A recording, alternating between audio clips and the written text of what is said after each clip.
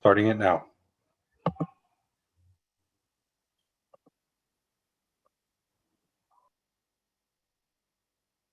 Okay. All right, friends, we're going to get started. First of all, I want to welcome everyone here tonight for this board meeting on February 11th. I, Antonio Martinez, President of the Governing Board, call this regular board meeting to order at 5:01 p.m. I would like to ask that all members of the board mute their devices at this time.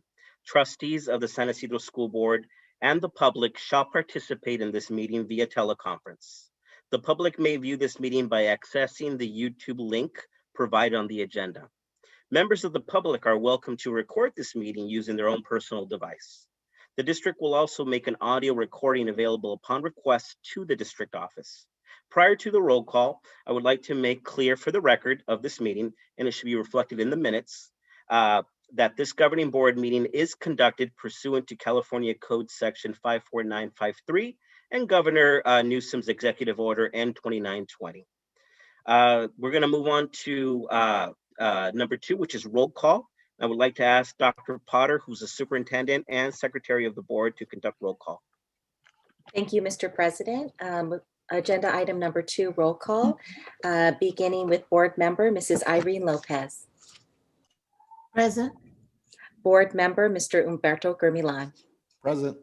Board clerk, Mrs. Rosalia Palasigue. Present. Board vice president, Mr. Rudy Lopez. Here. And board president, Mr. Antonio Martinez. Present. Mr. President, all 5 board members are here. Thank you, Dr. Potter, and we do have a quorum. We're going to go on to agenda number 3. Do I have a motion to approve the agenda? I'll make the motion. Second? I second it. Can we have a motion by Mrs. Palasigue, a second by Mrs. Lopez? The one thing I am going to table, though, is item 12.5 from the agenda. And Dr. Potter, can you lead us in roll call, please? Mr. President, prior to the roll call, I would like to comment. Sure, of course, Mr. Vice President. Yeah, so I want to comment on the tabling of this item due to I think there's some concerns about the reserves and how it looks trying to increase or setting a goal to increase our reserves, especially during a pandemic. And just coming from my background in dealing with both municipal budgets and business budgets, having a reserve is sound fiscal policy. Right now we have a state mandated reserve of 3%, which does not cover a single month of operations for our district. The 7% goal that we were looking to set, and again, I say goal, it's not a mandate that every year we're going to put down 7%. It's just something we're trying to get to, will cover a 1 month operating for our district. Personally, I was shooting more for like 15%, which is, as a business person, I try to set 15% aside for capital improvement projects. And I mentioned that because we're going to have bond projects soon. I like 20% only because you don't know, any unforeseen cost overruns. It's an uncomfortable topic for sure. And that's why we said in any given year up to 7%.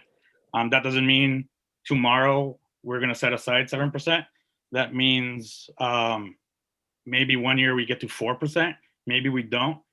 But I think it's the idea of setting that goal that's important. And I don't know if it's ever a good time to say, oh, we want to get to this, whether it's a pandemic or not. But I just, I wanted to put that out there, that this is, something that auditors have found against us, that we haven't had this sound fiscal policy. I know in past administrations, maybe there was a concern over accounting tricks being used to hide money. But I can assure the public that that's not happening now. But I just, as having dealt with budgets in the past, I just think that this is, an opportunity missed to be more fiscally sound. Thank you. Thank you, Mr. Lopez, and your comment will be noted in the minutes. And when we do bring it up as an agenda item, we will have discourse on it as well. And going from there, Dr. Potter, can you lead us in a roll call for number 3 of the agenda? Calling for the roll call vote to approve the agenda with the one item tabled for a future meeting, beginning with board member Mrs. Irene Lopez, Yes. board member Mr. Humberto Gurmilan, Yes. board clerk Mrs. Rosalia Palasigue, Yes. board vice president Mr. Rudy Lopez, No.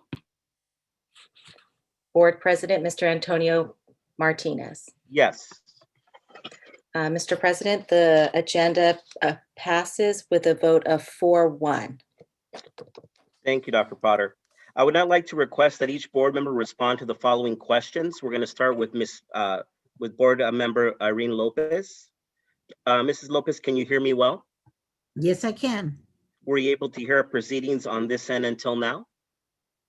Yes. Do you have a copy of the agenda for this meeting? Yes, I do.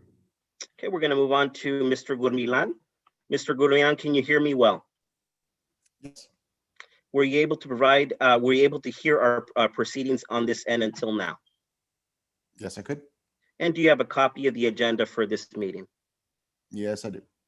Thank you, Mr. Gurmilan. Mrs. Palasigue, can you hear me well? Yes. Were you able to hear our proceedings on this end until now? Yes.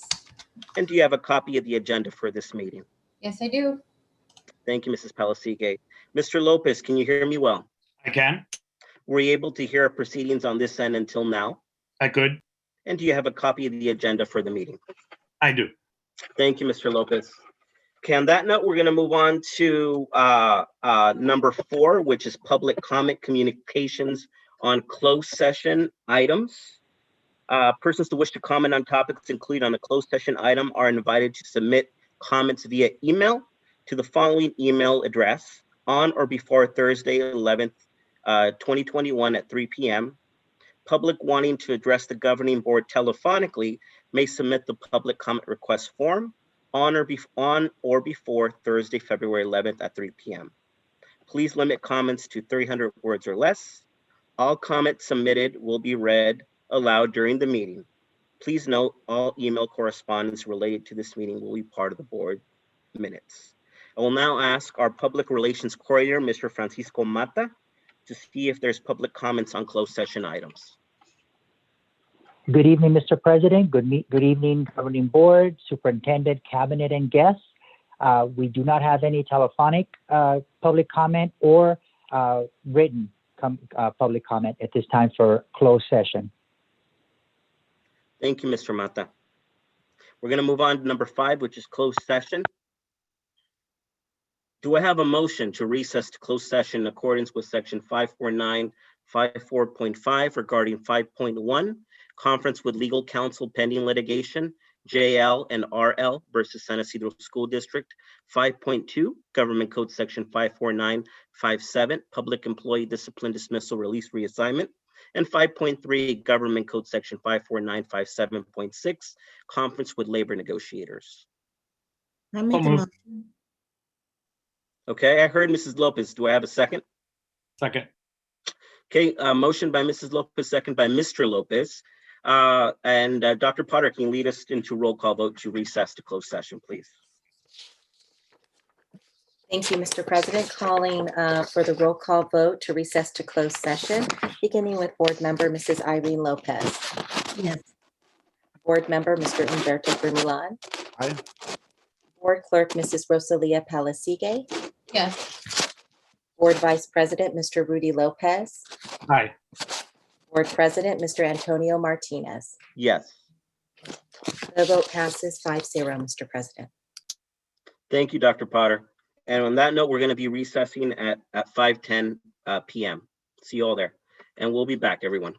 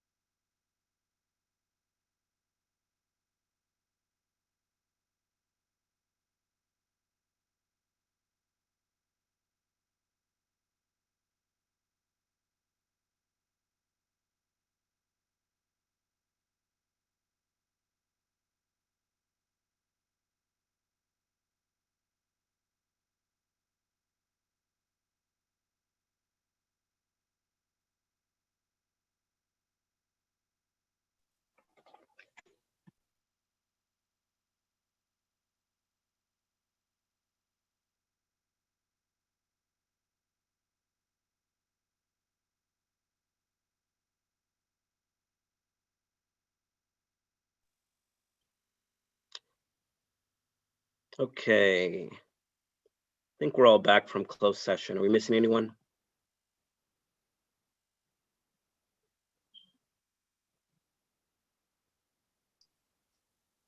Hi, Mr. President. I'm counting. I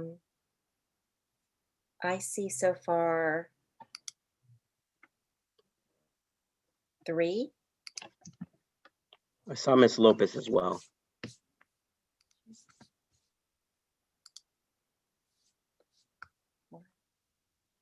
I think we're missing, there he is. Mr. Gurbilan. Great. I think we're all back. So we're gonna get started. I wanna welcome everyone tonight for the board meeting. We're gonna reconvene from closed session at 6:05 p.m. I, Antonio Martinez, President of the Governing Board, call this regular board meeting of the San Isidro School District to order. I would like to ask that all members of the board to mute their devices at this time. Trustees of the San Isidro School Board and the public shall participate in this meeting via teleconference. The public may view this meeting by accessing the YouTube link provided on the agenda. To listen to this meeting in Spanish, please call 402-961-1241 and enter the access code 162-258-988 and pound. Para escuchar esta junta en español, por favor llame al 402-961-1241 y ingrese el código de acceso 162-258-988, a signo de gato. Members of the public are welcome to record this meeting using their own personal devices. The district will also make an audio recording available upon request to the district office. Prior to the roll call, I would like to make clear for the record of this meeting, and it should be reflected in the minutes, that this governing board meeting is conducted pursuant to California Government Code Section 54953 and Governor Newsom's Executive Order N2920. Regarding our closed session, we have nothing to report out. There was no actions taken. And on that note, we're going to move on to number 7, which is roll call. Dr. Potter, as our board secretary and superintendent, can you lead us in roll call, please? Thank you, Mr. President. Calling for the roll call agenda item number 7, beginning with board member Mrs. Irene Lopez. Present. Board member Mr. Humberto Gurmilan. Here. Board clerk Mrs. Rosalia Palasigue. Present. Board vice president Mr. Rudy Lopez. Here. And board president Mr. Antonio Martinez. Present. All 5 are present. Thank you, Dr. Potter, and we do have a quorum. And on that note, we're going to move on to the flag salute. Please join me in the flag salute. We will be displaying a picture of the flag on the screen. I would ask those in the meeting, including other board members, to please mute to avoid feedback during the salute. And I will lead us in the salute. Everyone put your right hand over your heart. Ready? Begin. I pledge allegiance to the flag of the United States of America and to the republic for which it stands, one nation, under God, indivisible, with liberty and justice for all.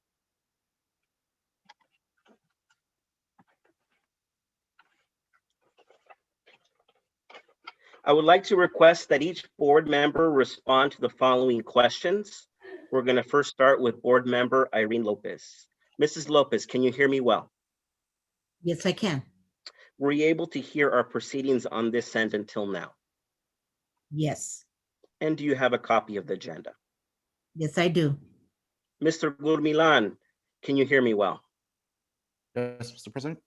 Were you able to hear our proceedings on this end until now? Yes, And do you have a copy of the agenda for the meeting? I do. Thank you. Thank you, Mr. Gurmilan. Mrs. Palasigue, can you hear me well? Yes, I can. Were you able to hear our proceedings on this end until now? Yes. And do you have a copy of the agenda for this meeting? Yes. Thank you, Mrs. Palasigue. Mr. Lopez, can you hear me well? I can. Were you able to hear our proceedings on this end until now? I could. And do you have a copy of the agenda for this meeting? I do. Thank you, Mr. Lopez. Okay, we're going to move on to number 9, which is public comment communication on open session item. Persons who want to comment on topics not included on the agenda or comment on agendized topics are invited to submit comments via email to the following email address on or before Thursday, February 11th at 3 p.m. Please limit comments to 300 words or less. Public wanting to address the governing board telephonically may submit the public comment request form on or before Thursday, February 11th at 3 p.m. All comments submitted will be read aloud during the meeting. Please note, all email correspondence related to this meeting will be part of the board minutes. If your comment is related to a specific agenda item, please identify that agenda item in the subject of your email. I will now ask our public relations coordinator, Mr. Francisco Mata, if there are any public comments at this time. Good evening, Mr. President, Governing Board, Superintendent Dr. Potter, Cabinet, and guests. Yes, we do have one public comment that I shall read. The public comment is from Fernanda Rios, and it's a general comment, and it starts, "Good evening, board members, Dr. Potter, and others attending this meeting tonight. I'm writing my comment on behalf of the CSEA team in regards to an item in item number that was pulled from the agenda. The item discussed the possibility of increasing the unrestricted general fund from 3% to 7% when, quote, financially feasible, unquote. This is concerning because as we agree with the idea of saving money, we hate to think that this would be at the cost of our people's jobs. For classified, this is a great impact because we live in this community and have students that attend these schools. Let me put it in perspective. When a classified loses their job, they most likely will have a hard time putting food on the table or paying their bills. Many of our classified have students in the district, and if families struggle to meet their basic needs, we know for a fact that our students will suffer academically. I know this item was removed and will not be voted on today. However, we thought it was important to express our concerns to the entire board. Thank you so much for listening. Fernanda Rios, CSEA Chapter 154 President. That's the end of the comments, Mr. President. Thank you, Mr. Mata. And on that note, we're going to move on to number 10, which is items from the board and superintendent. We're going to start with Ms. Lopez. Well, oh gee. Just want to say, we did get to visit some of the schools and with the principals, a few of them. I wasn't able to do a few of them also, but I see we're going through a very difficult time, but I really want to commend our administrators and our staff at the schools that are working so hard and made a very good impact with all of this that, you know, we're all struggling, but our children are and families are. And I think we're really heading towards, we're really uniting, really working very hard. And I want to thank them all for all the efforts they do, everything that they do. It's not easy. It's not easy at all. But I see a great big smile on the children. And I know that, you know, it's hard for them. So I want to thank everybody for giving us the information, letting us visit and see the classrooms and see the kids. And thank you for all your help that you do. And we will continue to work together and listen to you, because that's what it is, listening to each other, helping each other to get through this. And hopefully we'll have the vaccines present to help us in our health for all of us to make a even better new school year for San Ysidro. And I also want to thank those behind the scene that sometimes aren't mentioned, that are out there supporting and helping and guiding our staff, our principals also for sharing. I want to thank our business department for all the work that they do. It's not easy, I know. And I know that Marilyn has an eagle eye, and she's out there working hard with Dr. Potter. So I really thank you, all of you, for all the work that you do and bringing peace to all of us and encouraging us and helping us all together. And that's what we're here for. and we'll continue. Also, want to say I hope you enjoy this long weekend with your families, but remember to be safe and take care and be cautious, and that we can come back with a lot more love and happy Valentine's Day. Enjoy it with your families. Thank you. Thank you, Mrs. Lopez. We're going to move on to Mr. Gurmilan. Thank you, Mr. Martinez. Good evening, everybody. Just wanted to say a couple of things. Just want to continue thanking everybody in the district for the excellent job and the difficult job that everybody's performing. I'm really encouraged by the fact that the COVID numbers are going down, which hopefully, is a positive in terms of us going back to the classrooms eventually. So I'm excited for that, but I do want to ask that everybody continues to do their job, not only at school or with distance learning, but also out there in the community. Continue wearing your face covering, continue staying in social distancing and all that. That's what's going to get us across. It's hard. It's crazy to think about that. About a year ago, we were barely starting to figure things out, or at least learning about what was going to happen, or actually not knowing what was going to happen. And now we've gone almost a year. We can go a little bit more. So let's continue working really hard and making it happen. And hopefully soon we'll be back. I'm really encouraged by the news that we're hopefully going to have a one location where all educators can go and get vaccines. And that's news that's going to come soon, I hope. I know it's being talked about. It was mentioned today, and I was informed I believe on Monday, about the possibility of having one location for all the people that work in the districts and education to be able to go get vaccines when available. So I think we're heading into very good times in terms of what we need to do to get back to the classroom. But as far as now, let's just continue to work really hard and continue to stay, safe and keep everybody safe around us. But thank you, everybody, for the hard job, or the difficult job that you're performing, and the great work that you're doing out there. Students for adapting to distance learning, parents for adapting to having their children doing this, and for teachers, classified, everybody, and administrators, all the way up to Dr. Potter. I appreciate each and every one of you. Thank you. Thank you, Mr. Gurmilan. We're going to move on to Mrs. Pelasique. Good evening, community members and staff and students, if any of you are listening on tonight. I just wanted to, again, just to echo my colleagues, just express the utmost gratitude for the continued rigorous collaboration. I know it's a constant moving target. As soon as we start wrapping our arms around possible reopens, things shift again. So we're very appreciative of all of you bearing with us and just continuing towards solution finding. I know that's in the best interest of the students, and putting them first is what matters.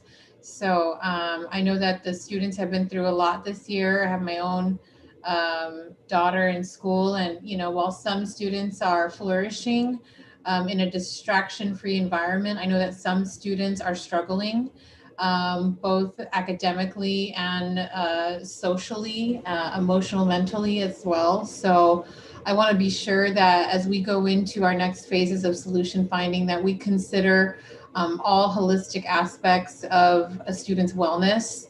Of course, a priority is their, physical wellness, and trying to avoid contracting this COVID-19. So, with that said, it's a big task in front of our administration and our combined unions, and we are trying to approach this with the utmost reverence to human life, while still maintaining some semblance of forward motion.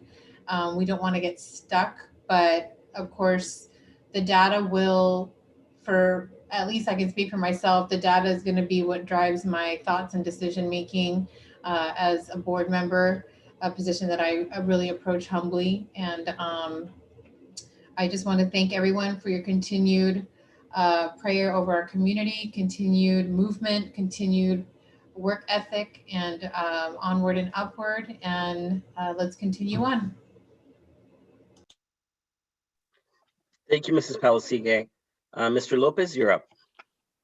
Thank you, Mr. President. Again, I just, like every month, I just like to thank everybody for continuing to bear with us, both our families, our staff, and our administrators. Like Mrs. Lopez, I've also been tagging along to the school site visits, and it's very encouraging how each school has adapted on its own and are doing different things to keep the students engaged and parents as well. I've seen that some PTAs are still very active, and I'm sure some of the school site councils and other committees as well. So it's refreshing to see that everybody's kind of adapting in their own ways and making the best out of this situation. I also want to encourage our community to keep getting to get vaccinated as they can. I'm going to jump on the vaccination train. Here locally, we do have 2 vaccination sites. In San Isidro, you can make appointments at the Southwestern College on San Isidro Boulevard.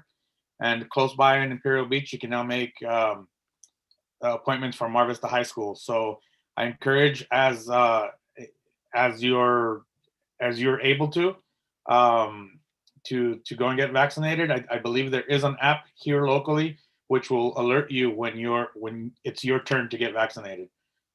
So just keep that in mind and help keep our community safe. Thank you. Thank you, Mr. Lopez. And thank you, everyone. I'm going to go next. I think the most important thing when it comes down to what we're going through is that we're all working together. And we've seen it day in and day out, from classified staff to our teachers to our management to community leaders that are organizing food distributions, for example. I was actually able to attend La Mirada's food distribution last Wednesday and Willow's food distribution yesterday, actually.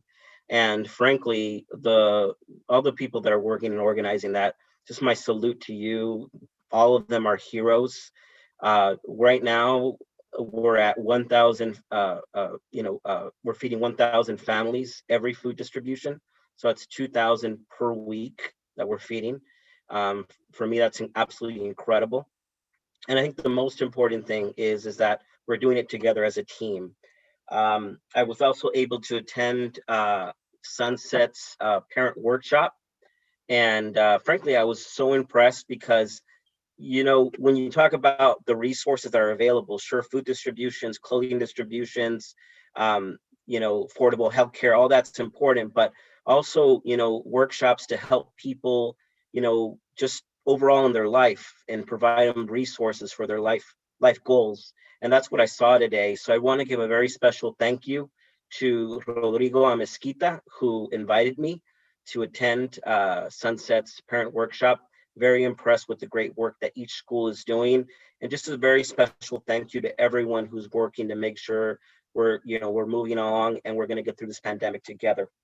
The talk about vaccines is important because a lot of times people think that they don't work or, whatever it might be. But the reality is that the statistics are showing this vaccine is working and it will work. And it is the solution to resolving this pandemic. So for those who are eligible, please get vaccinated. And one of the things I want to make sure we're striving for as a school district is that when we reach the tier where school employees can get vaccinated, because that's next. First was healthcare staff, then it was 65 and older seniors, and the next tier is going to be school staff. I want to urge everyone and emphasize that all school staff throughout the county should get vaccinated. I heard and I read an article that identified the possibility of that the schools that are open should get vaccinated first. For me, the way I see that, that's discriminatory for schools that have high COVID rates, which are schools that have been closed because of those high COVID rates. So if we want to pick and choose as to who should get it first, my thought and what I'm advancing is that the school districts in the zip codes that are hardest hit by COVID should be the first to get vaccinated. And frankly, those are our South County school districts.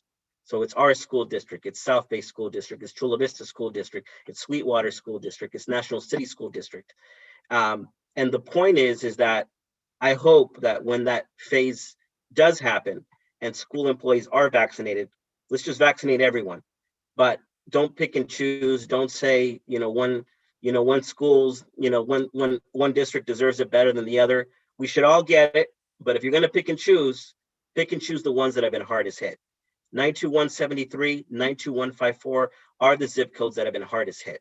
So my message is, I guess it's more my emphasis to those, anyone who's hearing that should be the message that we should be conveying as a team.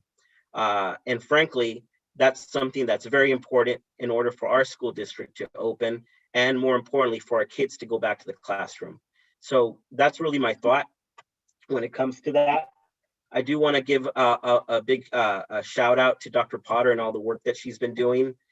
Frankly, Dr. Potter, you're a hero too. I mean, we're all heroes here, but you're the hero that's leading the ship. So I just want to give a very special thank you to you. And then just as an FYI to everyone, we're the Murphy's Produce with Purpose is organizing a food distribution this Saturday at 9 a.m. at Southwest High School. And they're collaborating with many unions from the Labor Council, with many unions of the building trades.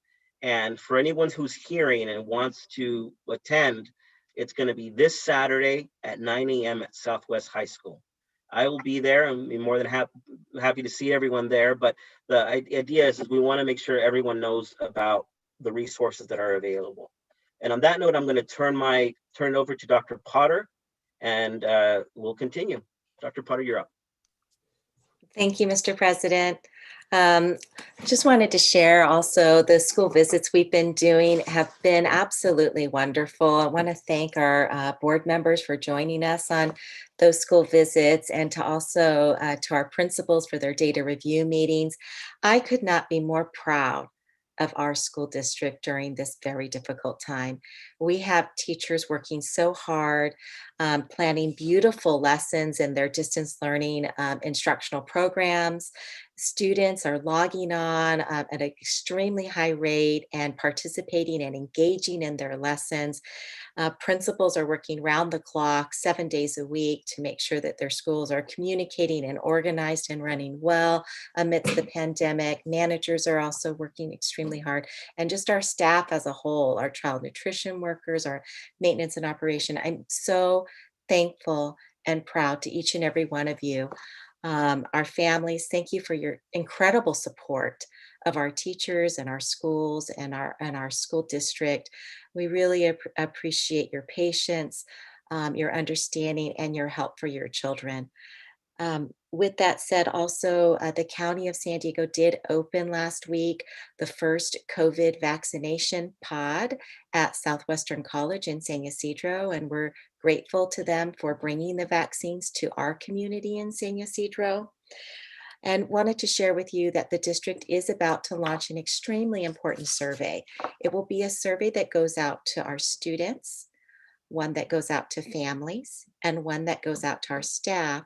And what we want to know is, what do you feel about how the district should finish the year instructionally with our instructional program from after spring break, which is April 5th, until the end of the school year, which is in June. It's about almost 10 weeks. What do you think about the instructional program that we should provide to our students? And students, how do you feel? And families, how do you feel about the direction we should go as a district with our next steps? So we are launching this survey. It will be sent out on Tuesday, February 16th. So next Tuesday after the long weekend. It's a short turnaround. We have 4 days, so we really need everybody to participate in this survey. So we're closing it on Friday, the 19th. And if you're a family that's changed your mind, maybe you put that you wanted to switch to blended learning for your child, and now you have a different opinion, and now you'd rather them stay in distance learning. Now is your opportunity to let us know how you feel. Okay, so if you just look out for that survey next Tuesday and participate in the survey, we'd really appreciate it. The board will be reviewing the survey results on Wednesday, February 24th at a special board meeting. And finally, I wish you all a wonderful President's Day and Valentine's Day weekend. We all need this 4-day weekend, so take good care of yourselves, take some time to rest, and really appreciate and hug your families. Enjoy your time with your families. Thank you, Mr. President. Thank you, Dr. Potter. And on that note, we're going to move on to number 11, conference session reports presentation. 11.1, our 21-22 estimated revised budget reduction plan. And our CBO, Marilyn Adrianson, is going to be giving that presentation. You're up, Marilyn. Thank you. Good morning, Board President, Mr. Martinez, members of the board, Dr. Potter, and community. Tonight, the Business Department will present the 21-22 estimated revised budget reduction plan and other topics related to cash and reserves. This slide represents a 4-year multi-year projection. The proposed 21-22 compounded COLA of 3.84% and the new federal stimulus funds, which is known as ESSER number 2, are included in the 21-22 budget column. So it's the second column there. In 22-23, ESSER number 2 falls off the budget since these funds are one time. As you can see, the projected revenue for 22-23 is reduced because of this funding cliff. So projected revenue from 21-22 of $61.9 million and drop in 22-23 to about 56.9 million. So that is the funding cliff. When you move across the yellow row, the amounts begin to decrease. So this is the yellow row is the difference between revenue and expense. So you can see for this year, it's roughly 1.5 million, 21-22, because we were able to build in ESSER number 2 is about 4.46 million. And then ESSER number 2 is a funding cliff. So now we're begin to deficit spend. So 22-23, it's a deficit spending amount of negative 1.68. And when deficit spending is not resolved, it begins to compound. So it begins to add on top of each other.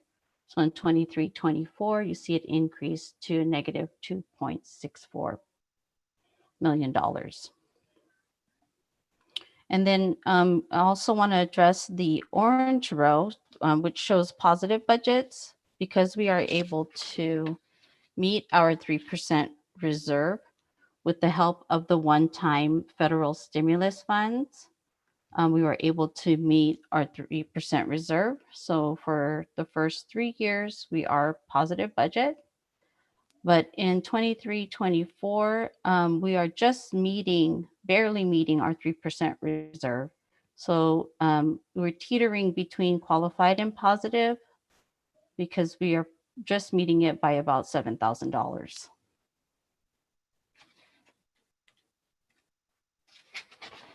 So back in December, the board approved the budget reduction plan for 21-22. It was a range of 4.7 million to 5.2 million. And next slide. And this budget reduction plan has now been revised since the governor's proposed state budget was released in January 2021. So the 21-22 budget reduction plan is now estimated at anywhere from $1 million to $2 million. And the significant change is number 3. In December, this amount was roughly $4 million, and now it's been dropped to approximately $1 million. And this is savings from various layoff resolutions. So it could be anywhere from vacancies by natural attrition or hiring freeze, adjusting staffing due to declining enrollment, and just taking a look at any of our unfunded programs and positions, and annual temporary layoff as well.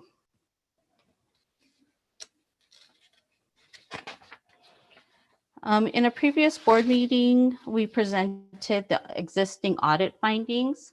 So we have audit findings from two entities. The first one from FICMAT.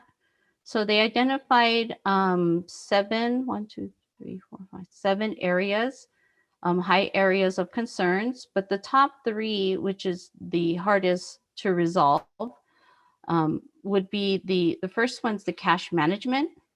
And this is a big audit finding because the district has been borrowing cash for the past couple years in the amount of $12 million every year through a temporary transfer of funds known as a TTF.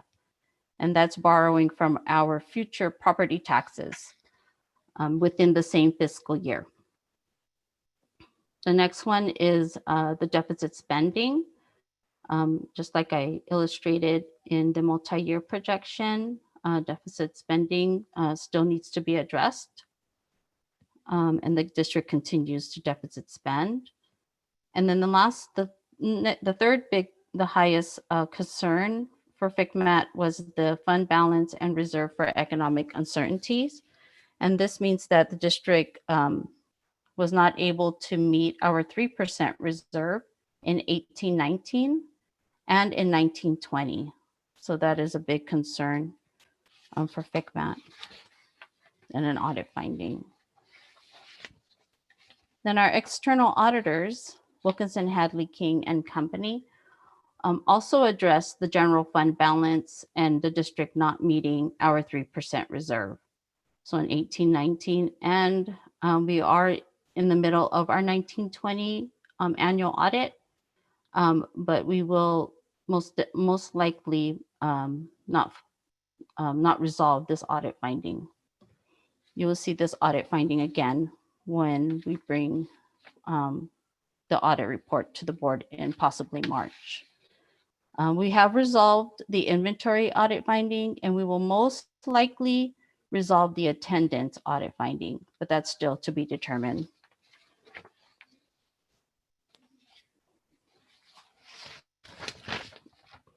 These two charts shows the projected 21-22 cash flow.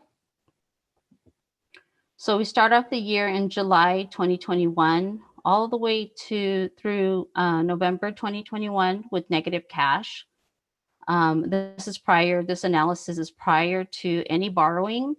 So this does not include a TTF or trans or interfund borrowing. It's not included in this analysis. And then in December, our cash balance is about $730,000. So I wanted to highlight that. And then in March 2022, our cash is really low as well, $330,000.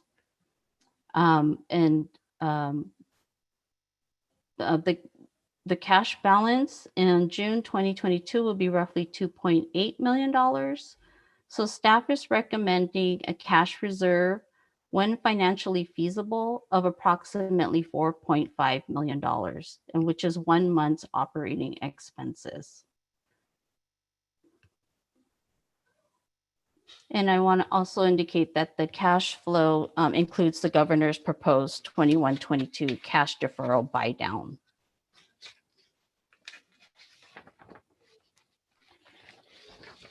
Thank you, Marilyn. You're welcome. Do we have any questions from board members? Mrs. I have a Lopez? question, Mr. Yeah. Mr. Lopez, go for it. Ms. Adrianson, Yes. in terms of audit findings, how long do you want to carry audit findings for in a, if you're a sound fiscal agent? I don't like audit findings. Well, that's one thing. We don't like audit findings. But if we have the same audit finding over and over and over, what do we want to do? Well, I mean, I would like to resolve it in this year or next year. That would be prudent, or at least attempt to get there somehow. Yeah, I think it's reasonable to say within either this year or next year to resolve. Okay, I just want to make sure. So we are working towards that, correct? Yes, we are. I mean, the one-time federal stimulus funds are helping, but they are one time. They're not ongoing. So, we need to get there. So they're going to have, I don't mean to pick on you, Ms. Adrians, and I know That's I know okay. some of these audit findings are before your time, but I just want to make sure we're on the right path. Yeah, and these are major audit findings. I mean, the inventory, that's a minor audit finding, it's immaterial, but these top three audit findings are material to the district. It is a going concern to our auditors, and they've stated it in their audit report. And the Okay. It is fact a that going it's- concern. Go ahead. Go ahead, Mr. Lopez. Sorry. I just wanted to make sure we're in the right path. Thank you. You're welcome. And frankly, Miss Adrienne, tonight, I have to, just express out loud that, anytime there's an audit finding, it puts our district on the radar. It puts our cabinet staff on the radar. It puts everything, in kind of highlights us in a red highlighter. So, I mean, just to put it plainly and transparently, for our community members that are on the call that maybe aren't clear as to the importance of getting this item of reserve kind of handled and taken care of with the utmost care, of course. And if you could just repeat that number, what 1 month's payroll and bills are, because just like a standard household has them, a school district has them, and they're going to be Yes. much larger. So what was that number again? It's roughly $4.5 million, and it's percentage-wise, it's 7% of our operating budget. And so, right, I mean, in my opinion, just from what I can see from all of this, is that we need to be above 3%. Is that correct how I'm reading this? Yes. And that remains to be seen. And those are numbers that we have to, hence our special board meeting that we're having next week, or 2 weeks from now, so that we can dive into this and discuss it in more depth, because, to Mr. Lopez's point, we have to get this resolved. Any other questions or thoughts, comments? I'll share a quick comment. I echo Mr. Lopez, Ms. Palasiga's comments. I just want to add, and the thing that keeps coming to my mind, I don't want to be dramatic, but the first time we went to Sacramento to advocate for our students and for our district, I remember meeting Assemblywoman Lorena Gonzalez for the first time, and we spoke with her in one of the hallways. And one of the things that still stays in my mind is that she at one point considered, I don't know if she was going to be able to do it, but she was considering taking over the district somehow, or the state taking over the district. And for me, that was a big moment. Maybe not at that moment, but it has resonated since it happened. And every time we talk about the budget, for me, it's a big concern. That's the worst thing that can happen, obviously, and I don't want to be dramatic about it, but it just keeps coming up to my on my mind when we see numbers and projections. And I know it's a very difficult thing to talk about, but the budget for me is one of our biggest concerns. And when we have these issues and these items that we need to correct them as quickly as possible, because we keep walking this line where we're borrowing money, where we're having, obviously the pandemic didn't hurt. The pandemic didn't help a lot.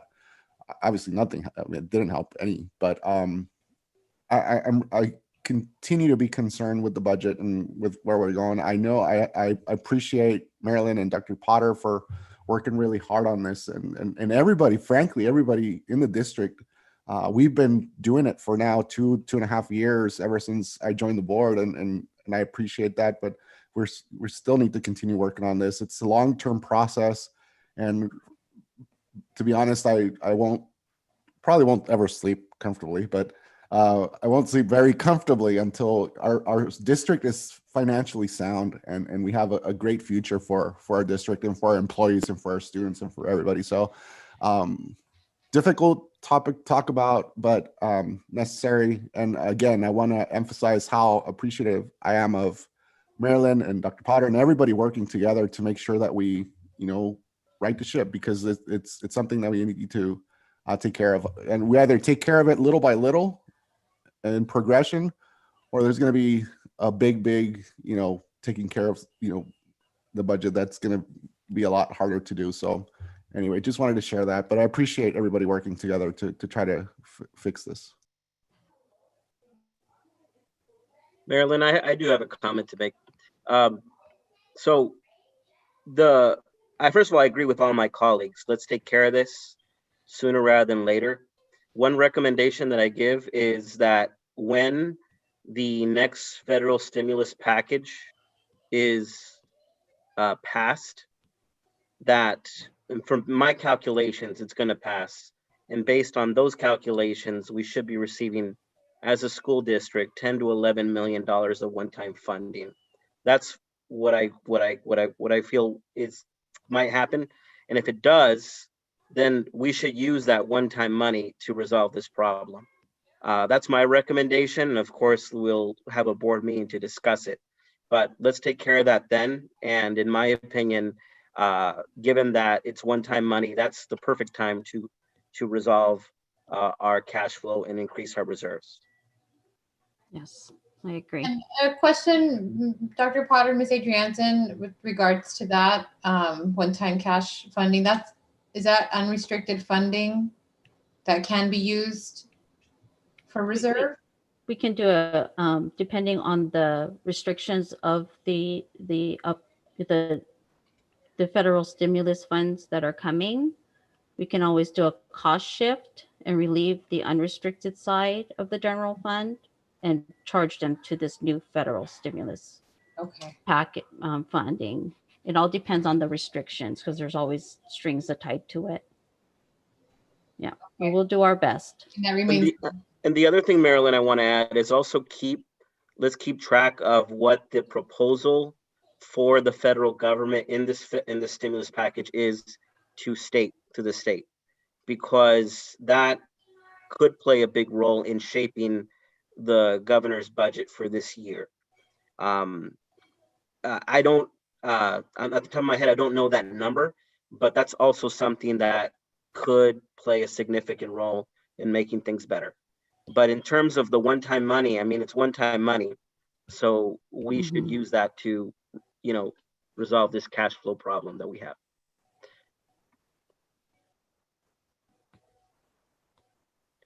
And on that note, do we have any other questions, comments? Okay, hearing none. Thank you so much, Marilyn. Thank you. Great presentation. Okay, we're going to move on to General Administration number 12, 12.1 minutes. Do I have a motion to approve the minutes of the regular board meeting of January 11th and the minutes of the special board meeting of January 26th and 27th? I'll make the motion. Okay, we have the motion by Mrs. Palasigue and the second by Mr. Lopez. That was Discussion? Mr. Gurmilan. Oh, okay, Mr. Gurmilan. So motion by Mrs. Palasigue, second by Mr. Gurmilan. Any discussion? Okay, hearing none. Dr. Potter, can you lead us in a roll call vote, please?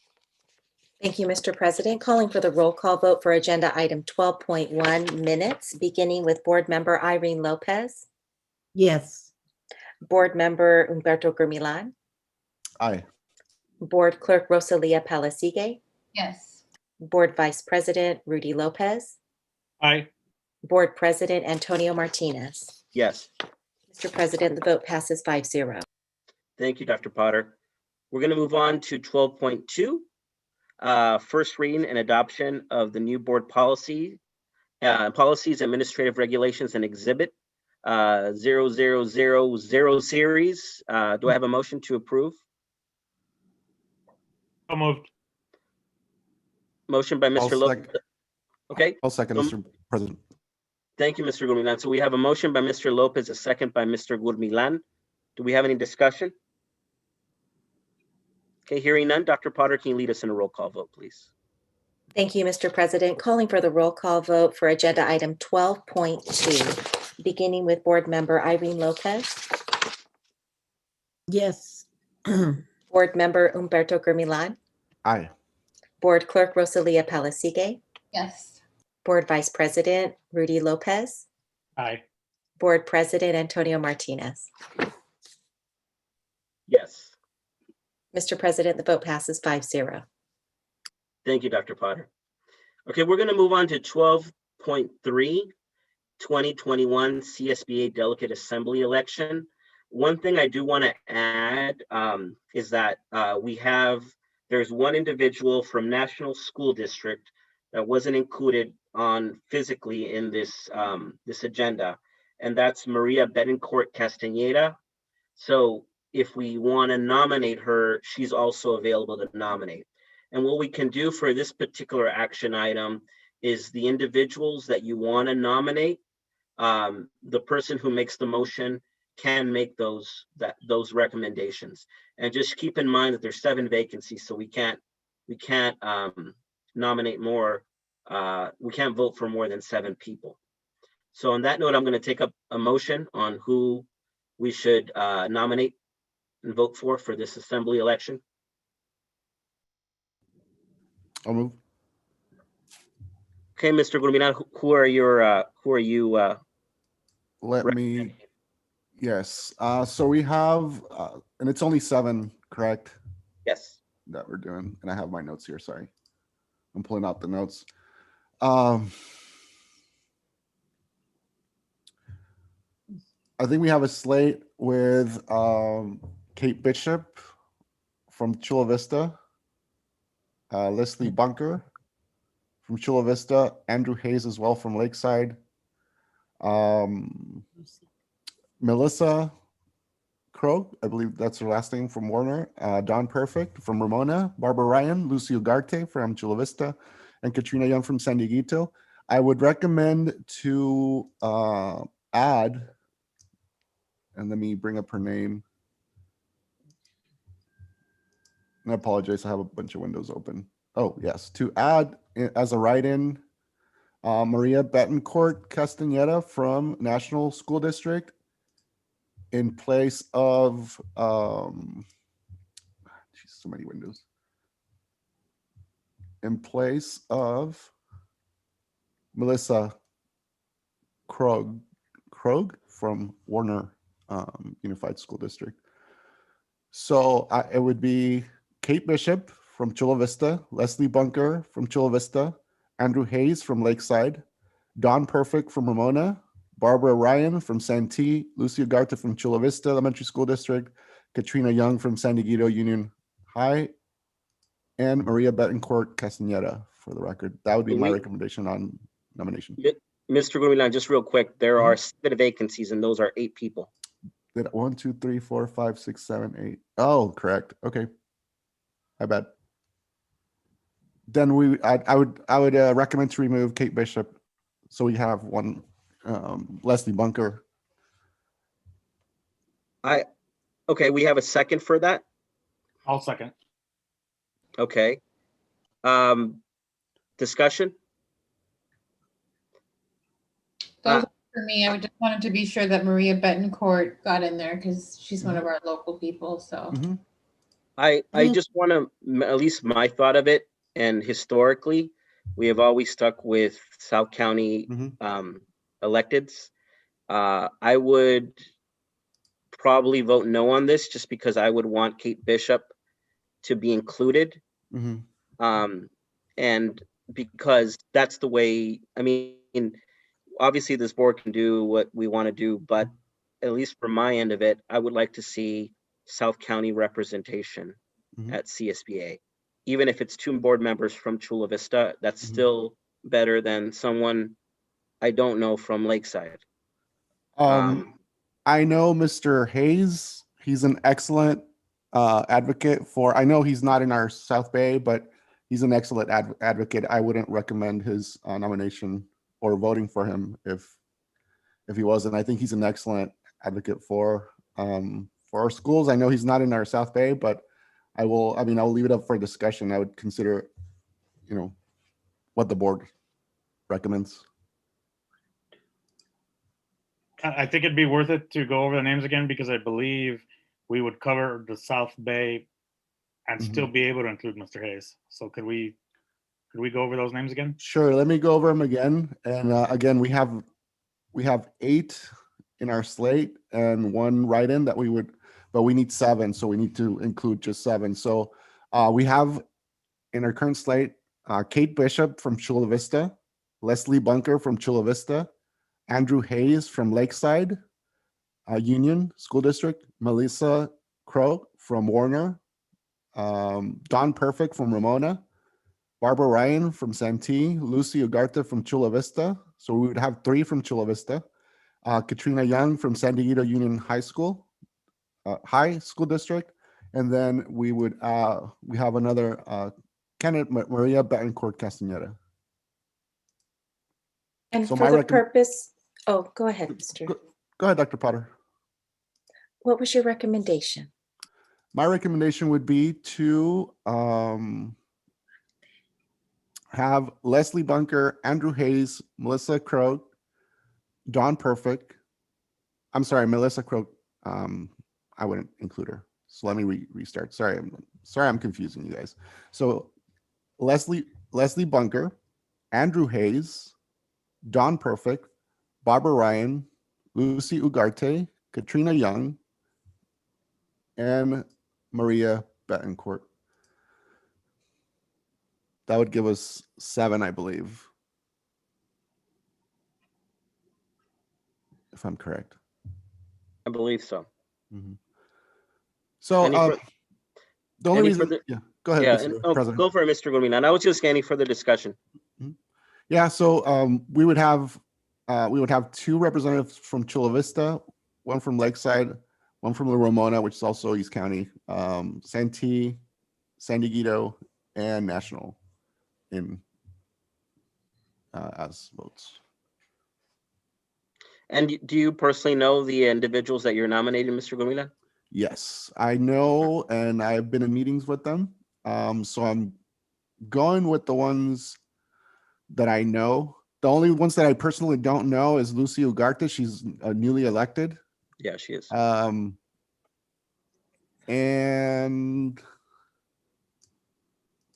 Maria Betancourt Castaneda from National. Okay. But I know them. So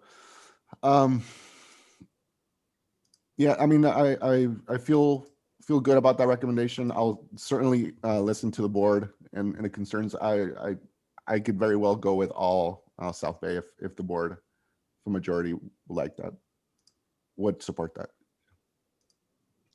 The only reason I'm saying all South District school districts, South County school districts, is because historically we have always been shortchanged when it comes to resources just throughout, in terms of even being vocal.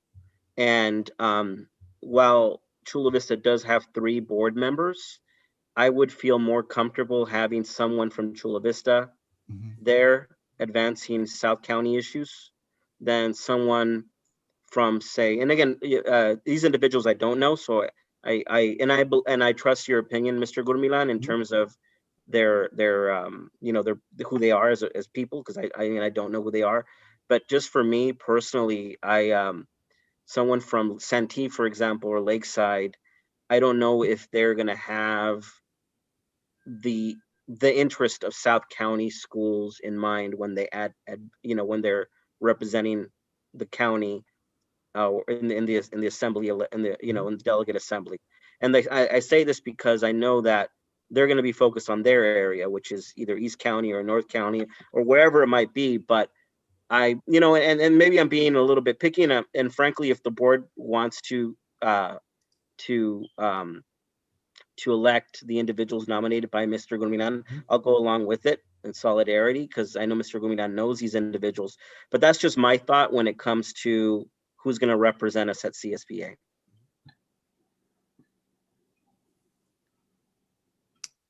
Do we have any other discussion?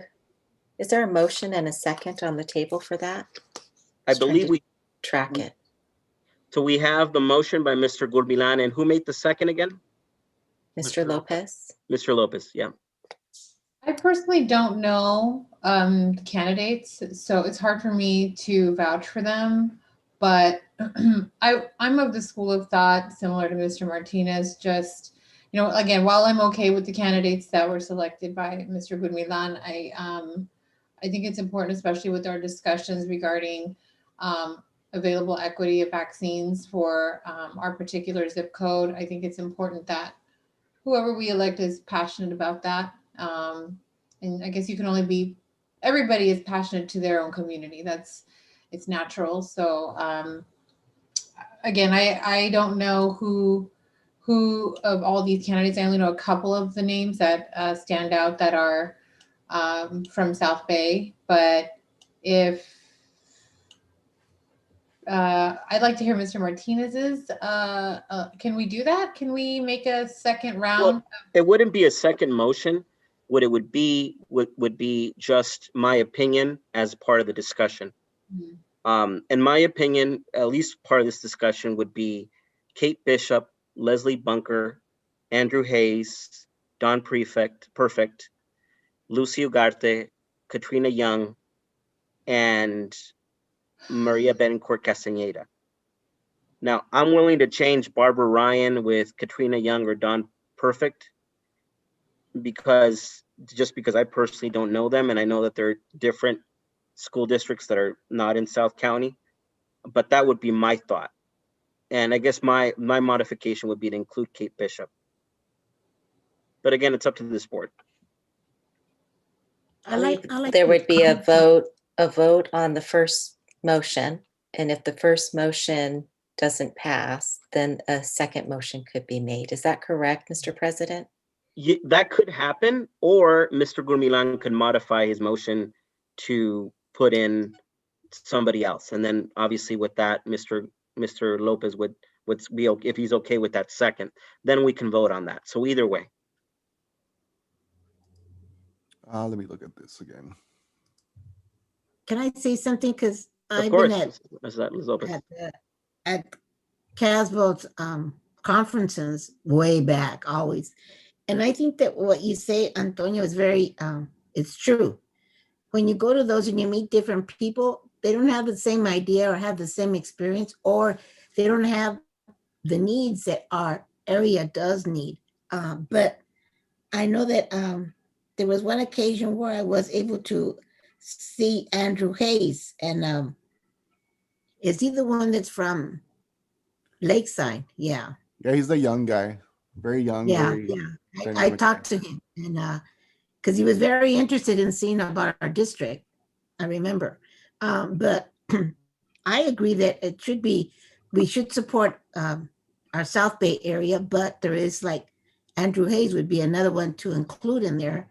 And the writing would be Castañeda, but at the same time, Melissa from Warner maybe would be another one. So I don't know, it's kind of, but I agree. I think we should act. I guess my question would be, and frankly, I don't want to cause more controversy than this, but I guess my question would be to Mr. Gurmilan if he would be open to substituting Kate Bishop for either Don Perfect, Barbara Ryan, or Katrina Young. Yeah, I would strongly recommend and suggest that we keep Andrew Hayes. Yeah, he's good. No. I and didn't Barbara mention Ryan. him. If we Say it again? can, yeah. So Andrew Hayes and Barbara Ryan? If we can keep only them, I know they're not South Bay, but I think they're very strong and they care for our district as much as, Agreed. I mean, I can't guarantee that, but I feel that they're good candidates. Okay, so then I guess my question to you, Mr. Gurmilan, what would be the modified motion in terms of substituting Kate Bishop in? So we would keep Kate, is that correct? Or are you suggesting move it?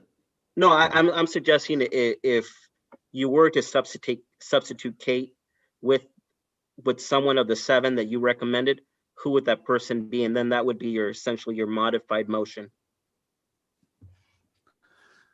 And if not, that's okay too. We can vote on this too. No, I'm just confused now. Because we've got Mr. Gurmilan, can I make go ahead. can I make a quick suggestion? Yes. I I believe there's 5 members, or there's Bishop Bunker Ugarte from Chula Vista. That's 3. Mhm. Castaneda from National City. That's Mhm. 4. Mhm. Hayes is 5. Ryan is 6. Pick a 7th, and I'll modify my second. Perfect. The 7th, Barbara it's Ryan. either, oh, Barbara Ryan. I Okay. already the picked 7th. her. So it's either Don Perfect or Katrina Young. Oh, Don Perfect. Yeah.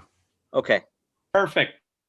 Perfect. So to clarify, it'd be Kate Bishop, Leslie, Andrew, Don, Barbara, Lucy, and Maria Betancourt. Correct. Okay. And Mr. Lopez, do you agree with that? I concur. Okay. Thank you, Mr. Lopez. Dr. Potter, can you lead us in a roll call vote, please, on those individuals? Thank you, Mr. President. Calling for the roll call vote for agenda item 12.3, beginning with Board Member Irene Lopez, Yes. Board Member Humberto Gurmilan, Aye. Board Clerk Rosalia Palasigue, Aye. Board Vice President Rudy Lopez, Aye. and Board President Antonio Martinez. Aye. Mr. President, the vote passes 5-0. Thank you, Dr. Potter. Okay, we're going to move on to 12.4, which is revised resolution number 2021-0025 to identify the amount of budget reductions needed in 2021 and 2022. Do I have a motion to approve this resolution? I'll make the So motion. moved. Okay, so I heard Leah first, and then I heard, I believe, Mr. Lopez second.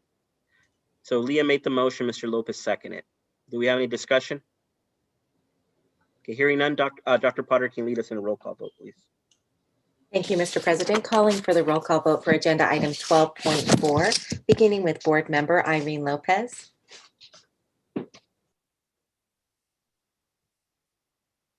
I think you're muted, Mrs. Lopez.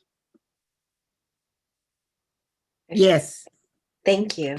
Board Member Humberto Gurmilan, Aye. Board Clerk Rosalia Palasigue, Yes. Board Vice President Rudy Lopez, Aye. and Board President Antonio Martinez. Yes. Mr. President, the vote passes 5-0. Thank you, Dr. Potter. Okay, and when it comes down to, we pulled 12.5, which is going to lead us to 13, the consent calendar. All items appearing are adopted by one single motion. There will be no discussion of these items prior to the consideration of the motion unless a board member or the superintendent requests that any such item be removed from the consent calendar and voted on separately. Do I have a motion to approve the consent calendar? I'll make the motion. Go ahead, Irene. Okay, so I heard Mrs. Lopez first and this Mrs. Palasigue second. Any pulls? Okay. Hearing none, Dr. Potter, can you lead us in a roll call vote? Calling for the roll call vote for agenda item number 13, consent calendar, beginning with Board Member Irene Lopez Yes. and Board Member Humberto Gurmilan, Yes. Board Clerk Rosalia Palasigue, Yes. Board Vice President Rudy Lopez, Aye. and Board President Antonio Martinez. Yes. Mr. President, the vote passes 5-0. Thank you, Dr. Potter. And on that note, we're going to be making a motion to adjourn.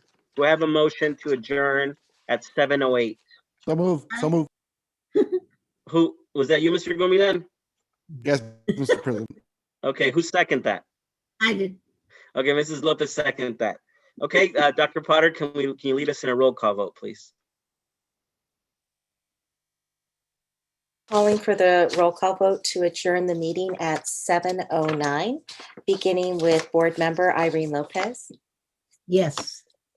Board Member Humberto Gurmilan, Yes. Board Clerk Rosalia Palasigue, Yes. Board Vice President Rudy Lopez, Aye. and Board President Antonio Martinez. Yes. Mr. President, the vote passes 5-0. Thank you, Dr. Potter. And on that note, we're adjourning at 7:09. Good job, everyone. Have a good night, everyone. Thanks. Good night. Good night. Good night.